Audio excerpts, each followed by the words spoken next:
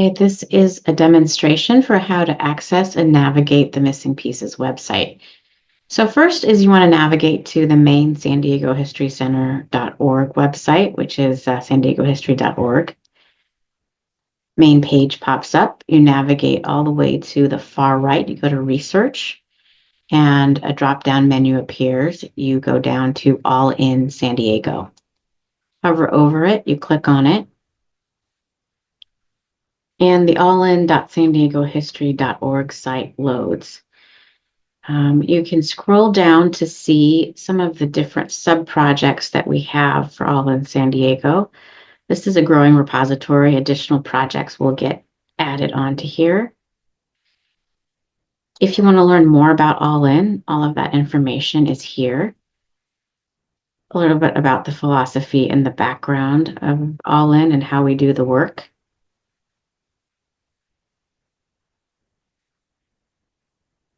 And then specifically missing pieces, we can go to projects and hover over missing pieces project, navigate to that. And what appears are some of the thematic sections that we have under missing pieces. So we have community contributions, oral histories, Black heroes, History Center collections, and lost communities. A couple of things that I want to point out on this site. We have this white bar here. We have something called Browse Everything in All in San Diego, and we have View All Assets.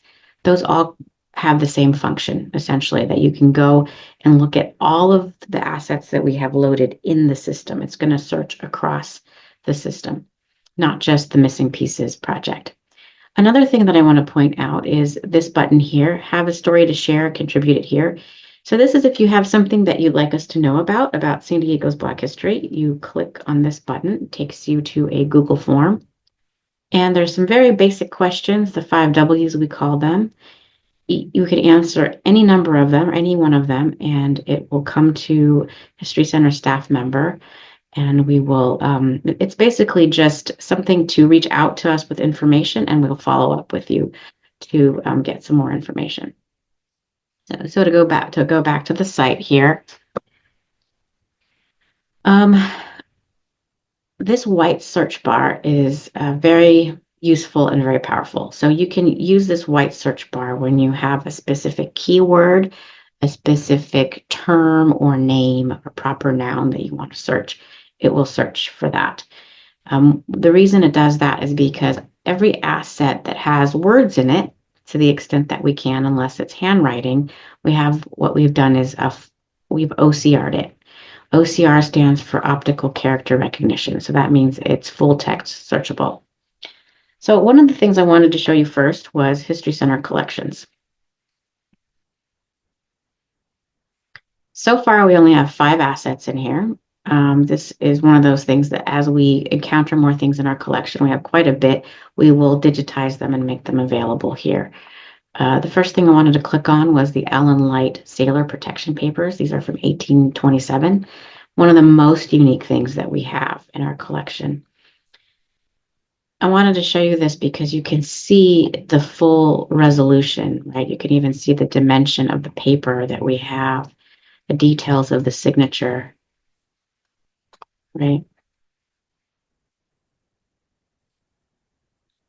Describes here, the metadata description talks about the significance of the papers and what they mean.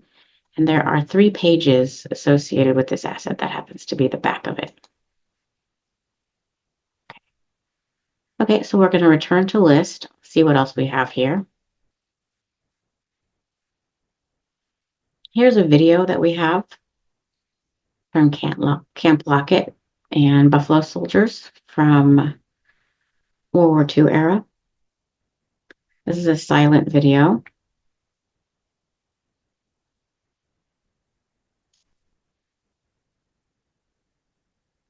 It's about 12 minutes long.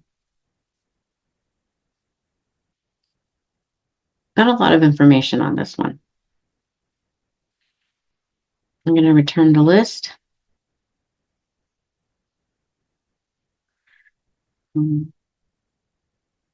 Okay, now I wanted to show you a couple of things in here.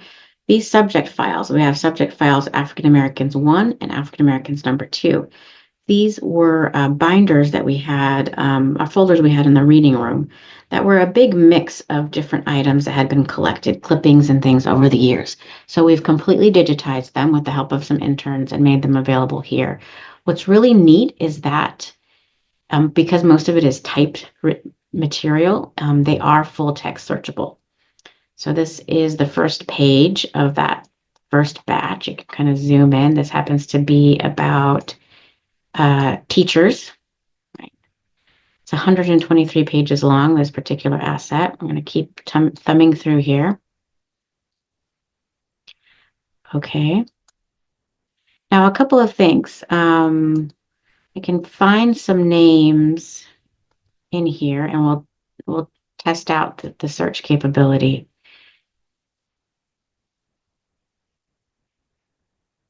So let's go back to the first page and find a name, the name of one of the teachers.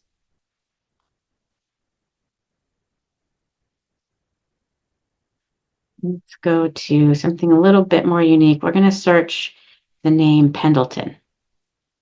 Okay, we're going to see if it finds Pendleton. We know that it's right there, so it's going to find it, but just to see how it works. So with this white bar, it's searching within the document. So it's right there. We know it's on page, this is going to be on page 2 of the document, but it's come up with 2 hits. So let's see where else Pendleton came up. This is on page 90 of this 123-page compilation. Here it's referring to a Clarence Pendleton, and it looks like it's a Union article, San Diego Union article from February 24th, 1973. So this particular search bar searches within something. And then this other search bar search is across across all of the text in all of the different assets. So we're going to go back to, I'm going to get out of this search here. Let's see, how do we get rid of this search? It's one, going to clear it. Okay, I know that I had seen the name Duncan in this, somewhere in this document. So I'm going to try that. I'm going to put the word Duncan up here, the name Duncan, see what happens. And I'm searching in this upper white box.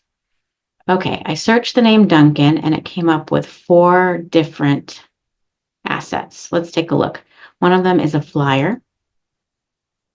Do you see how it's pulled the name from the creator, Marcy Duncan? So that's where we got Duncan from.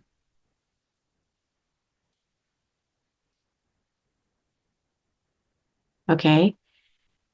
Another one is from, it looks like an advertisement. And it's the back of a postcard or a flyer, and it's pulling the name Duncan from that. That's pretty neat. Let's go to the next asset.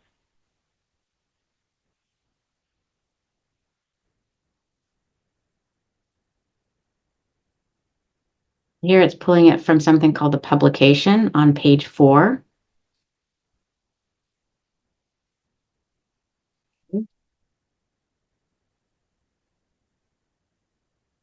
And then now we're back to that subject files asset, and it's pulling it from page 3, and that's exactly where we had seen it, right? Ed Duncan, principal of W.D. Hall Elementary.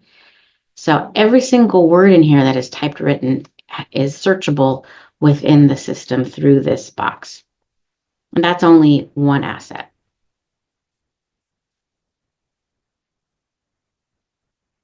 Okay, so let's get out of this section and we'll go back to missing pieces.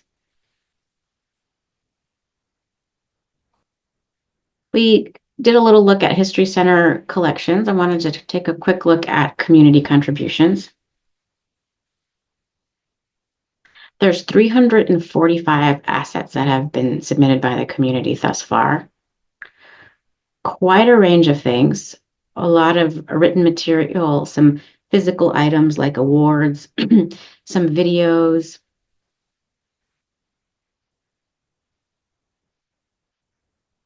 Here is a cookbook.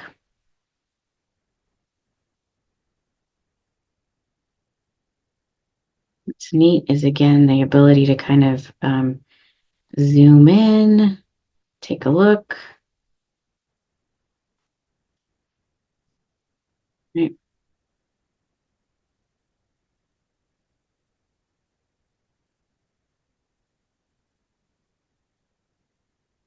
Okay. We have flyers, and here's a sculpture. Here's an award, a proclamation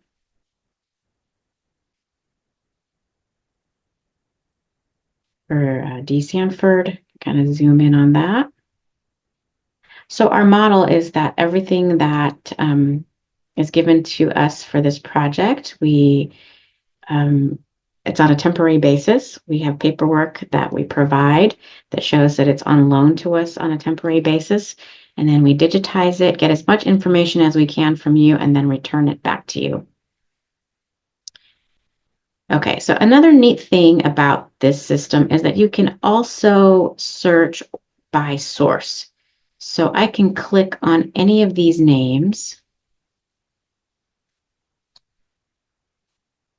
hit apply, and it will show me those items that have been provided by that person. So it looks like Robert Walker has provided 4 different items: Black Health Mental Matters, Zeta Sigma Lambda History and Legacy, which is a video, a set of images, 46 images here, and a written history that's about 2 pages long. So that is by source right here. So we are in community contributions. I'm going to go back up to Missing Pieces Project, and we're going to take a look at oral histories. There's 62 assets in oral histories. There are both, there's about 30 or 31 videos that were collected in 2024. You'll see them, they look like this. You can hear these audio interviews. And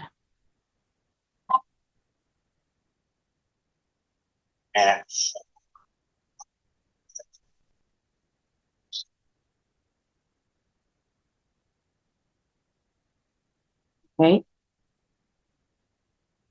I also wanted to point out that each audio interview also has a associated transcript. So we were just looking at Calvin Manson's oral history video interview. We can see and find the written transcript.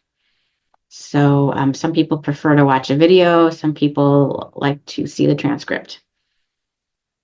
And I'm going to click on the transcript, and it's pulling up all of the times Manson occurred in the transcript as well, because that's what I put in the search. Here we go.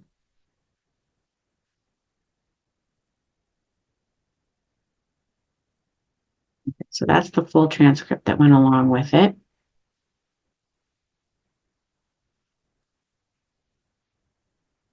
In addition to the 2024 interviews, we do have other interviews that we've put in here too that were part of the History Center's collections prior to 2024 that you can take a look at, such as this interview from Bert Ritchie from 1985.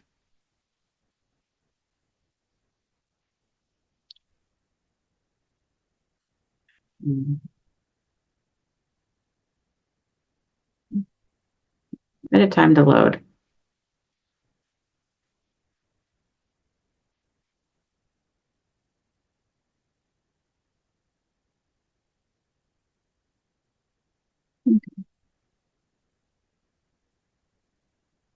Go.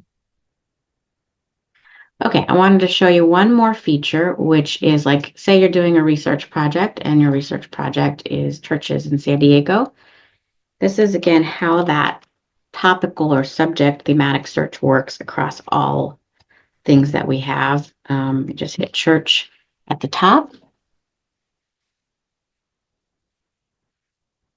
and we're browsing everything.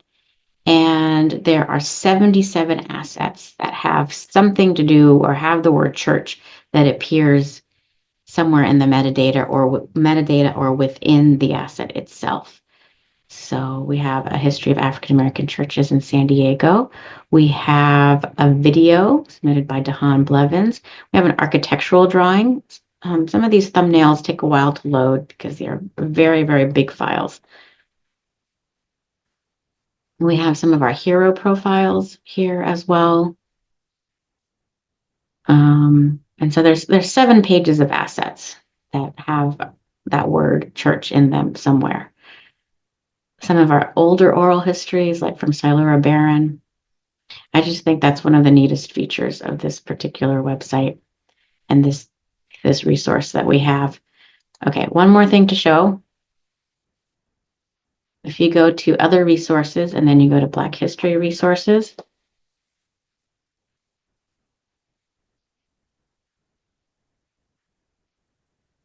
this is just a listing of things in our region related to Black history. Some go back to other History Center sites, some go outside of the History Center. I wanted to show you our Norman Baynard collection. This will take you into one of our other digital platforms.